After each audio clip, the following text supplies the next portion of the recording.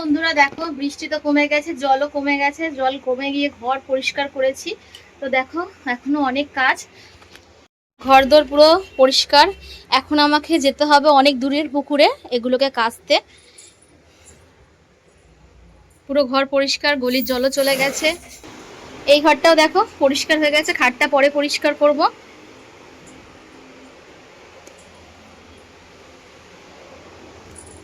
এখন এগুলোকে যাচ্ছি পুকুরে কাচতে, অনেকটা দূর পুকুর।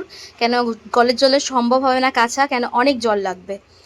তো আমার আলমারি ডুবে গিয়েছিল, তার জন্য এই রেখে যত জামা কাপড় আছে সেগুলো সব ভিজা, ওগুলোকেও কাচতে হবে।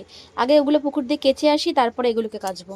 বন্ধুরা এখন দুপুর 2:30 বাজে, সবে আমি স্নান করলাম। তো সবাই মোটামুটি পরিষ্কার হয়ে গেছে। খাবার মতন সেরকম কিছু বানাতে পারিনি, খাওয়ার জন্য শুধু ডাল আর আলু সেদ্ধ, ডিম সেদ্ধ ঘি দিয়ে খেয়ে নেবো, কেন আর শরীর চলছে না।